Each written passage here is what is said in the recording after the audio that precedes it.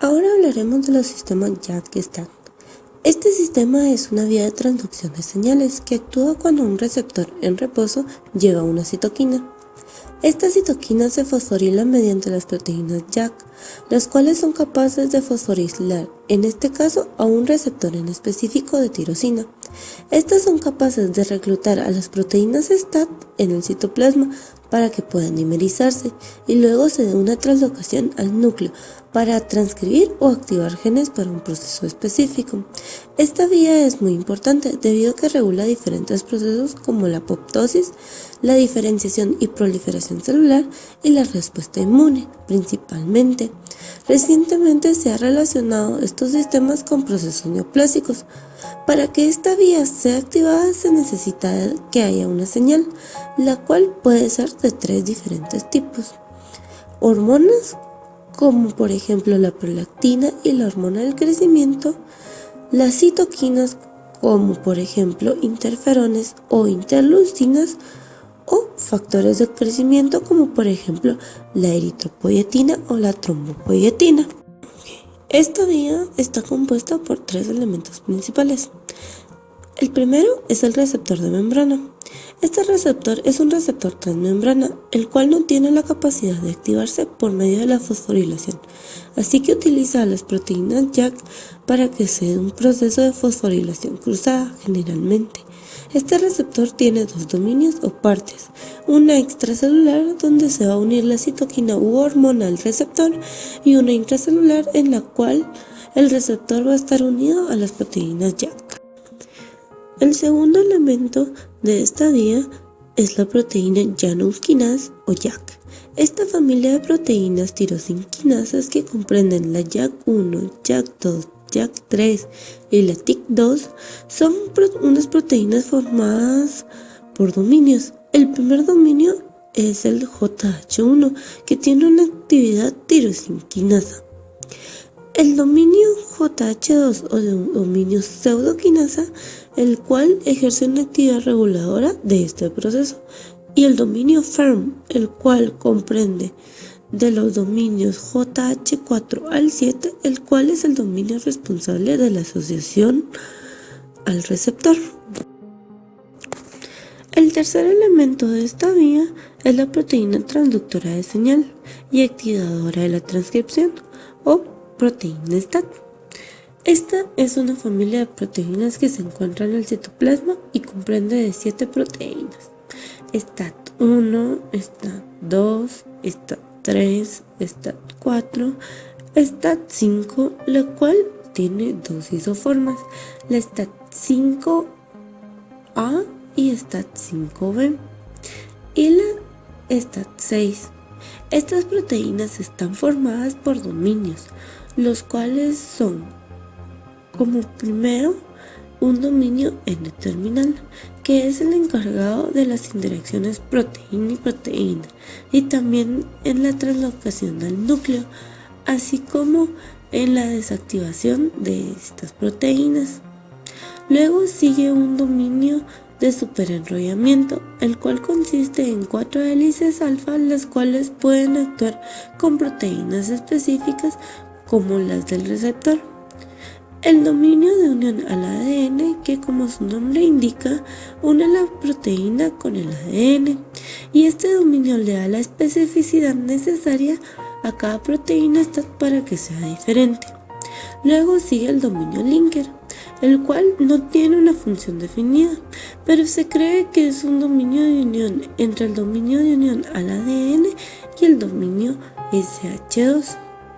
El dominio SH2 tiene 3 papeles importantes en este proceso, los cuales son: el primero, que participa en el reclutamiento de las proteínas STAT al receptor de citoquina a través de los reconocimientos de fosfotirosinas específicas.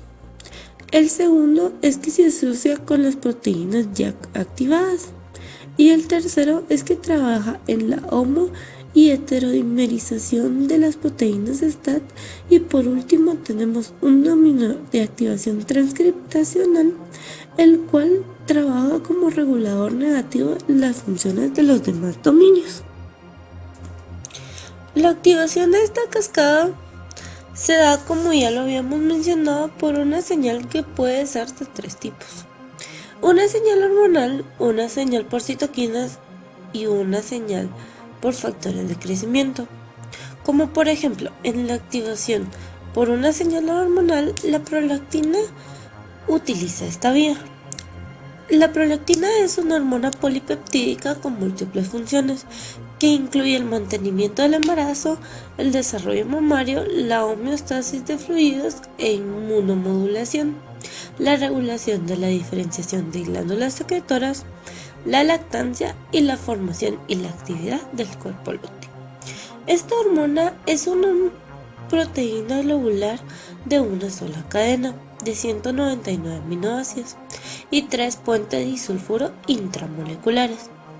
Por sus características genéticas, estructurales y funcionales, la prolactina pertenece a la misma familia que la hormona del crecimiento. El mecanismo de esta hormona trabaja de la siguiente manera. El receptor de la prolactina es una proteína transmembrana. La unión de la prolactina con su receptor induce la fosforilación de tirosinas de distintas proteínas intracelulares, incluyendo al receptor. La región intracelular próxima a la membrana se encuentra constitutivamente asociada a la proteína JAK2, que se fosforila un minuto después de la interacción de la prolactina con su receptor. La proteína JAK2 fosforila a la proteína STAT, que presenta 5 diferentes dominios. Las tirosinas fosforiladas de la proteína JAK2 se unen al dominio SH de la proteína STAT, el cual es fosforilado por la asociación de la prolactina con la proteína JAK2. Al encontrarse fosforilado, la proteína STAT se disocia del receptor formando un homo o un heterodímero que es traslocado al núcleo, activando el dominio de unión del ADN. La secuencia que reconoce el homo o heterodímero de ya sea el STAT1, STAT3 o STAT5 en el núcleo es la secuencia que activa un interferón gamma y consiste en una secuencia palindrómica. Esta vía se activa la transcripción de genes clave en el desarrollo de la respuesta, como el factor T-BET, el cual se incrementa a bajas dosis de prolactina y se inhibe a altas dosis de linfocitos T-CD4. El receptor de la prolactina, junto con los de la interleucina 2, interleucina 3, interleucina 4, interleucina 6, interleucina 7, interleucina 9, interleucina 12, interleucina 15, la eritropoyetina y la hormona del crecimiento pertenecen a la superfamilia de receptores de citoquinas hematopoyéticas, por lo que sus mecanismos de acción van a ser similares. Ahora hablaremos de los reguladores negativos o mecanismos de la terminación de la vía JAK-STAT. Existen 3 clases de reguladores negativos: los SOCS, que son supresores de señalización citoquina, las PIAs, que son proteínas inhibidoras de STAT, y los PTPs, que son una proteína tirosinfosfatasa. Los más simples son los PTPs, los cuales revierten la actividad de los JAK. El mejor caracterizado de este grupo es el SHP1, que contiene 2 dominios SH2 y puede enlazarse a cualquiera de los JAKs fosforilados o los receptores fosforilados para facilitar la desfosforilación de las moléculas de señalización activadas. Las proteínas SOCS son una familia donde por lo menos 8 miembros contienen un dominio SH2 y una caja SOCS en la terminación carbonílica. Los SOCS complementan un bucle de retroalimentación negativa. simple en el circuito JAK-STAT.